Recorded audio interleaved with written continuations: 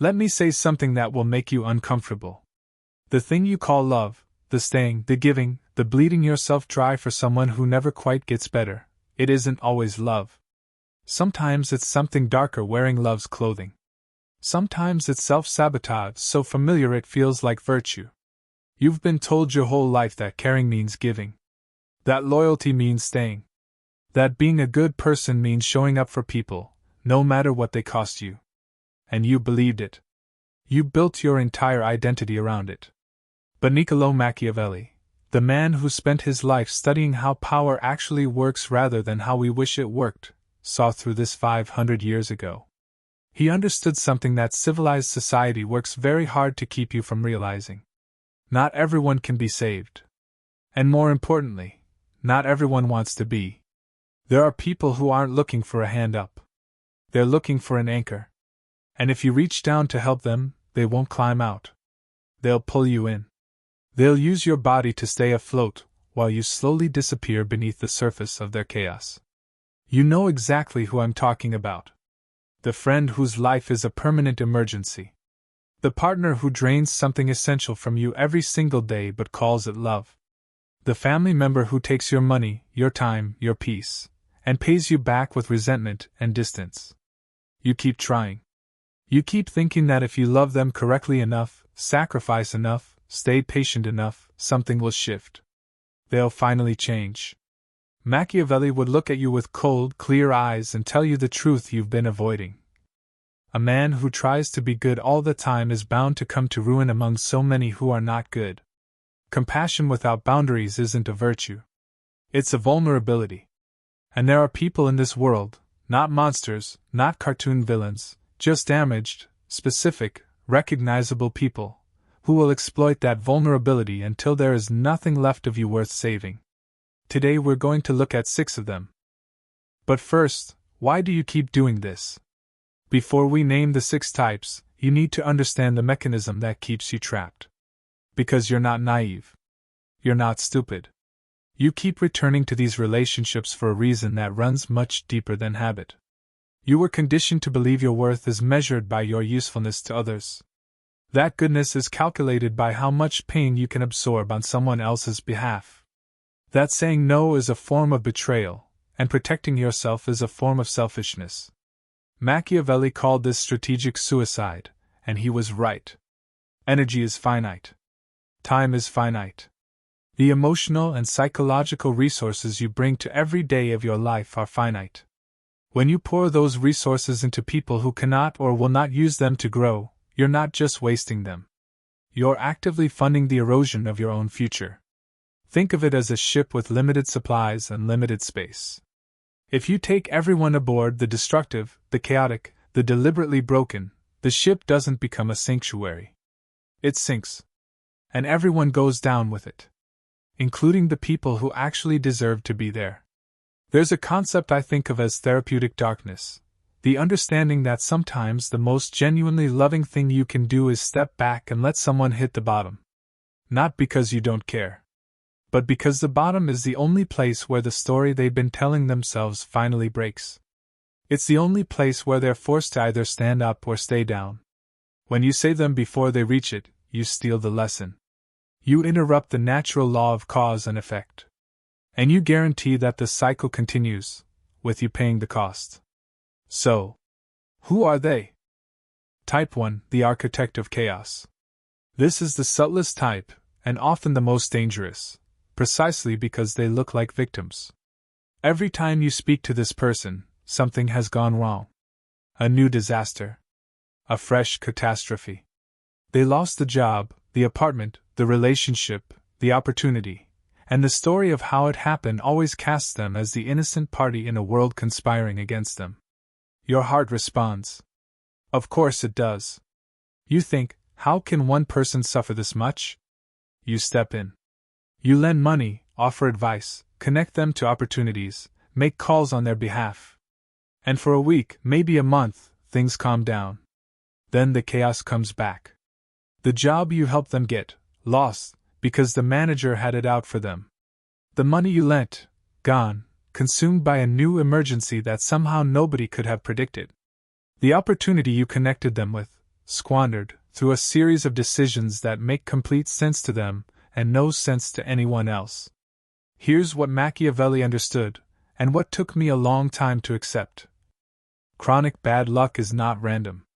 It is the external manifestation of internal patterns, poor judgment, impulsive decisions, an inability to read situations accurately, a deep resistance to taking responsibility for outcomes.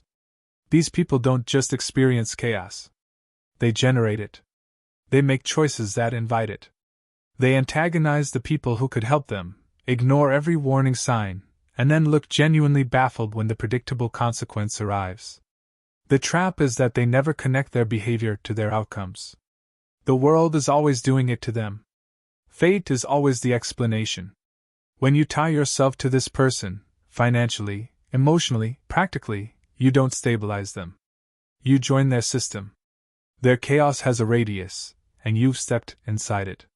Machiavelli knew that human fortunes are linked in ways that physics doesn't negotiate with.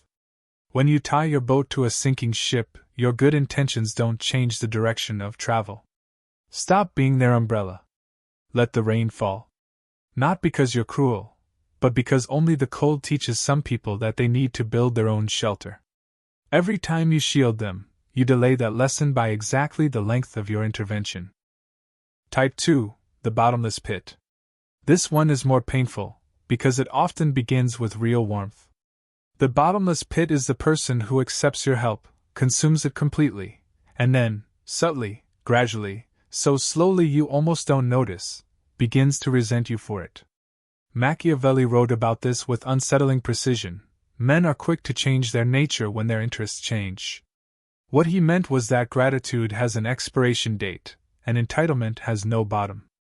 Watch the pattern if you've lived it. The first time you helped, effusive. You saved me. I don't know what I would do without you. You felt useful. You felt good. The second time, thanks, but briefer. Less eye contact. The third time, no asking at all, just an expectation. And if you hesitate, if you show any sign of your own limitations, something shifts. A passive-aggressive comment. A sudden coldness.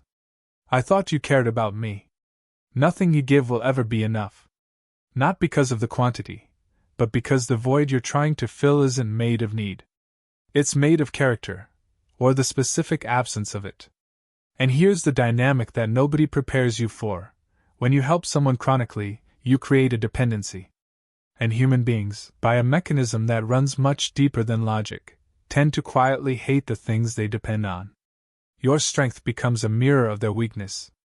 Your generosity highlights what they cannot provide for themselves. So they take, and they resent you for the taking.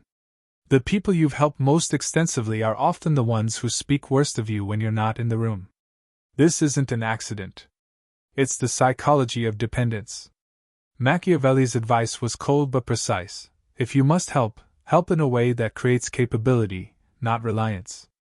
And if the rot of entitlement is already present, don't start. Here's how you find out which type you're dealing with. Say no to something small. Not a big refusal, just a gentle, reasonable no to a minor request. The reaction tells you everything. A person of genuine character respects the boundary. They adjust. They don't love you less for it. The bottomless pit punishes you. Withdrawal. Guilt. Anger. A performance of injury designed to teach you that no is not an option. That your boundaries are a form of betrayal.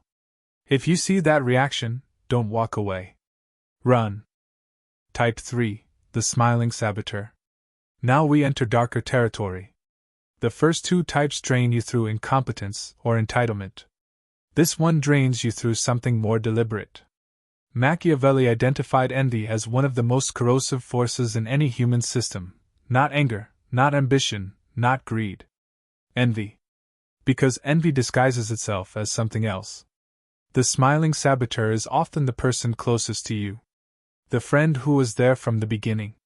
The peer who started exactly where you started. But at some point, something diverged. You grew, you improved, you built something, and they stayed exactly where they were. They cannot bear it. But they're too intelligent to attack directly. Open enemies are manageable.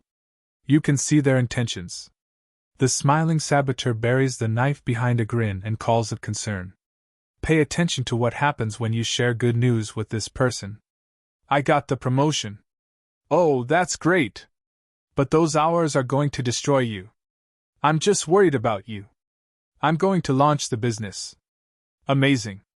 Just be careful, you know how you get when things don't work out. I don't want to see you hurt again. I met someone I really like. That's exciting. I just hope they're different from the last one. Do you hear it? The architecture of doubt, constructed from the material of affection. Each comment technically kind.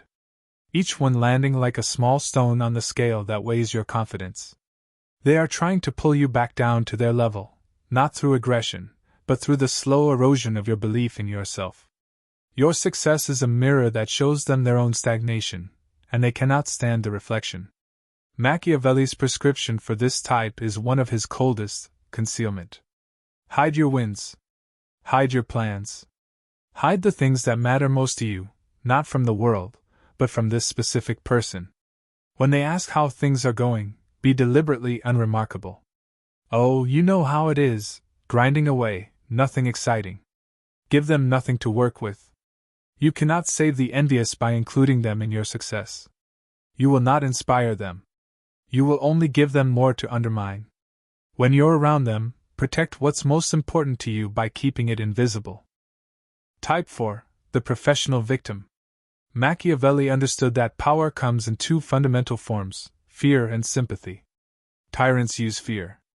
But there is another category of person who has learned, consciously or not, to weaponize sympathy instead.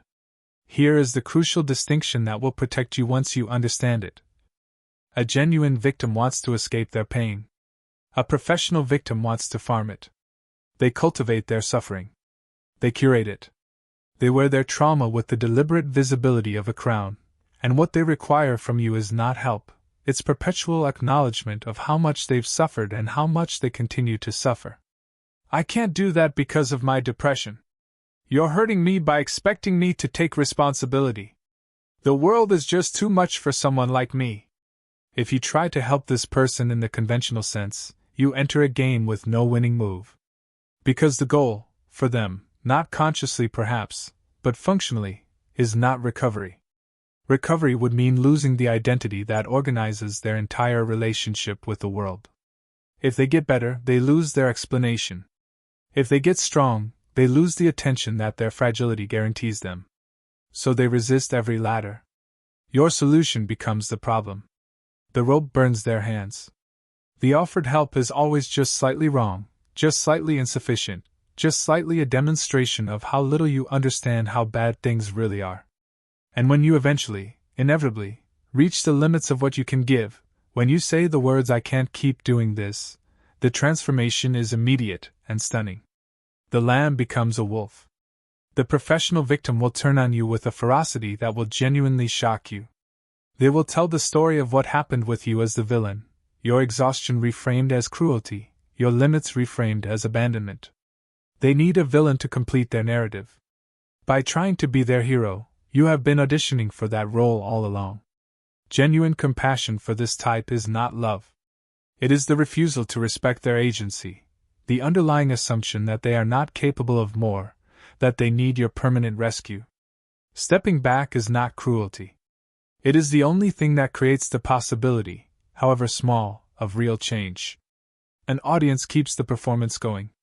When the audience leaves, the performer must eventually decide whether to keep performing for an empty room, or finally step off the stage. Type 5, the arrogant fool. This type is the enemy of your peace, your logic, and eventually your sanity, if you let them be. Ignorance, by itself, is not the problem.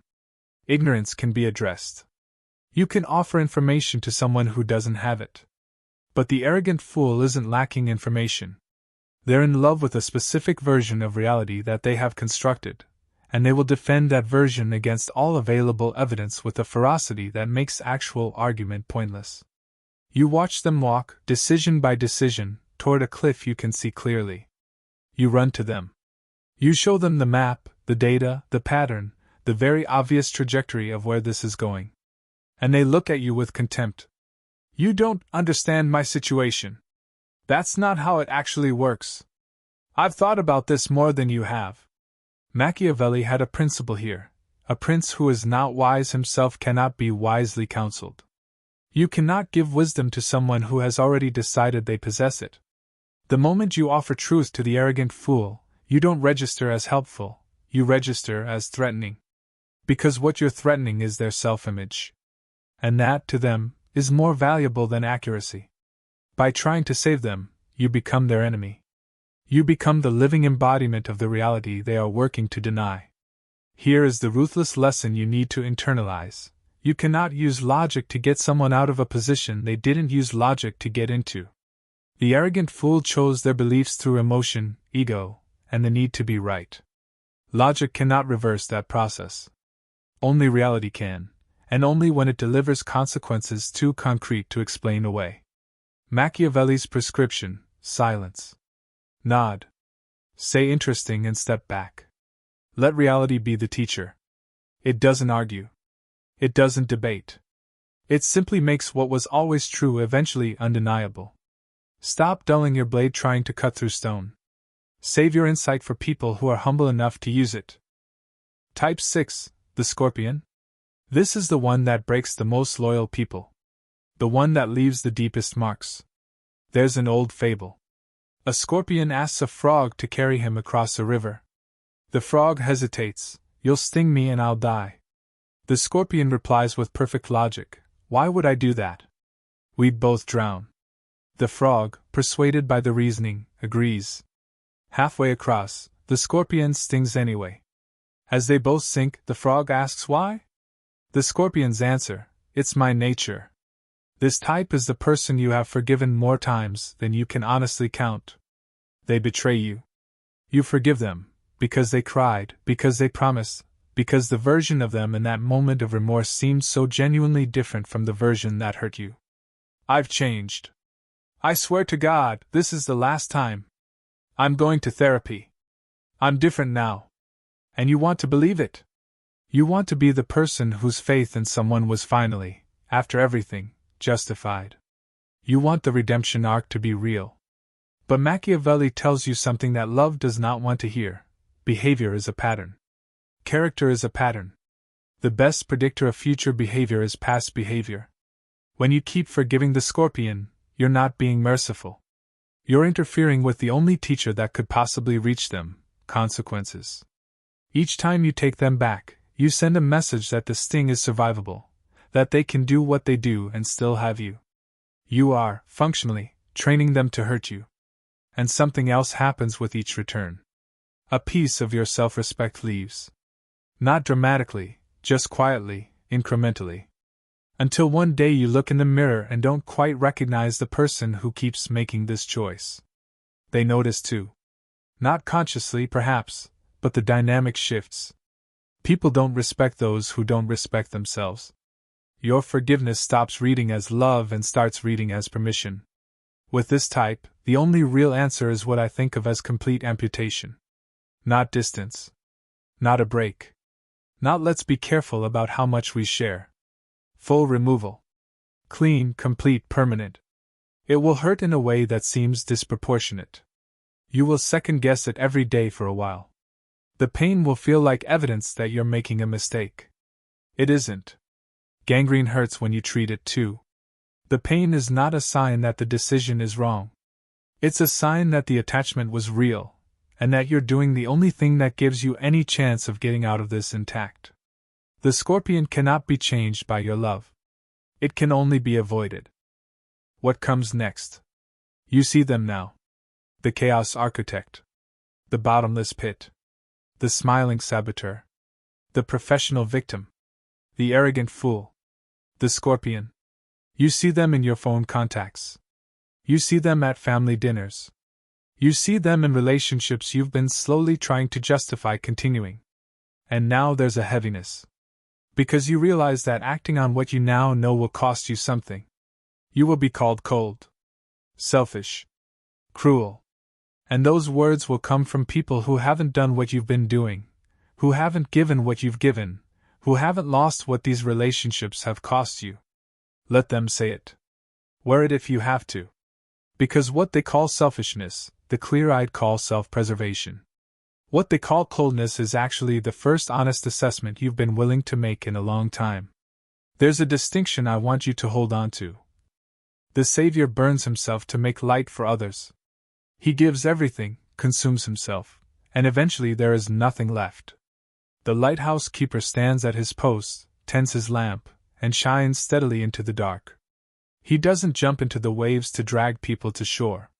He maintains the light. Those who want to find their way use it. Those who want to drown do that too. But the lighthouse remains. Be the lighthouse. Your purpose is not to rescue everyone within reach. Your purpose is to maintain the thing in you that is worth something, the clarity, the capacity, the accumulated wisdom of a life actually lived, so that you can offer it where it will do actual good. When you stop hemorrhaging yourself into relationships that cannot hold what you give them, something happens. The anxiety fades. The finances stabilize. The health returns. You begin to understand what your own life feels like when you're actually living it rather than spending it managing someone else's chaos. And in that recovered space, you find something unexpected, the genuine ability to help people who can actually use it. The ones who take your advice and grow from it. The ones who return what you invest. The ones who become stronger from your care rather than more dependent on it. That is what real generosity looks like. Not bottomless giving to whoever demands it, but chosen, deliberate investment in people who have the character to honor it. Machiavelli wrote, "Everyone sees what you appear to be. Few really know what you are. Let the world see a calm surface. Let them draw their conclusions. But underneath, know that you have finally learned the hardest thing. Not everyone deserves access to everything you are. And protecting that isn't cruelty. It is, finally, the beginning of wisdom. One last thing, and this one matters most. As you begin to cut these people loose, as you reclaim your energy and your time and your peace, you will eventually find yourself alone in a room with the most difficult question of all. Looking in the mirror, you may realize something uncomfortable. That some of what drew you to these people, some of what kept you there, was a reflection of wounds you haven't yet looked at directly. That the saving impulse wasn't entirely about them. That is not a condemnation. That is an invitation. The work doesn't end with recognizing the 6 types. That's just where it begins.